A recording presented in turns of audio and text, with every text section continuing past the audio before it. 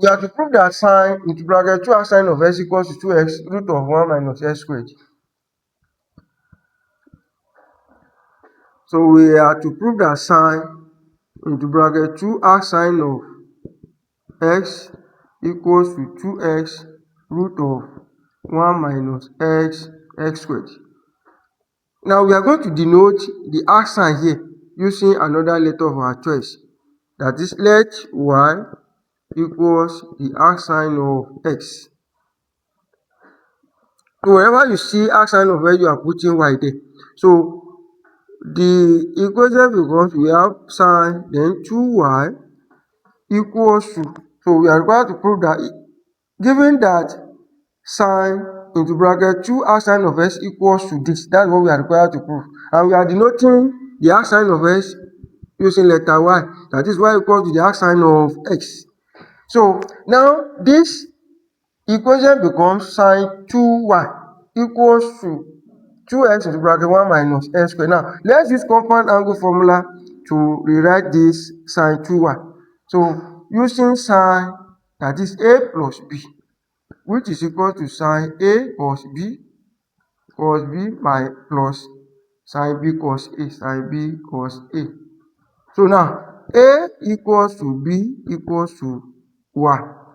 So that is y in place of a, y in place of b. We have sine 2y equals to sine y cos y plus sine y cos y, which equals 2 sine of y then cos y. So therefore sine 2y becomes 2 sine y, then we have cos y.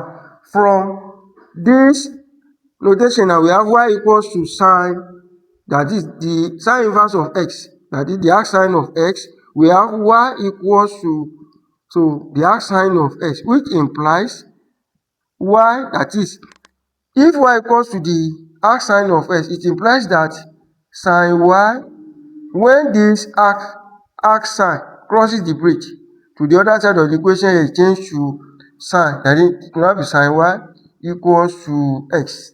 So that is, this equals to this now.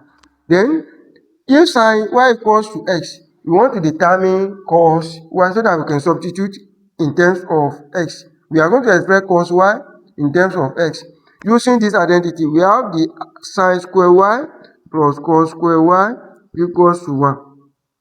So take sine square y to the other side of the equation. We have cos square y equals to 1 minus sine square y. By taking the square root on both sides, cos y becomes root of 1 minus sine square y, which implies that we have 1 minus.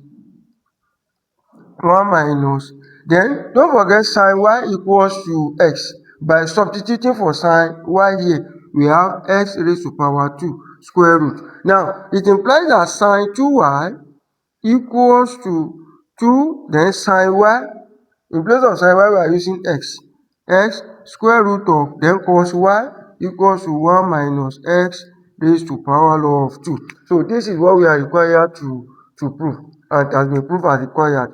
Proved as required. Thank you. Please like, comment, and share.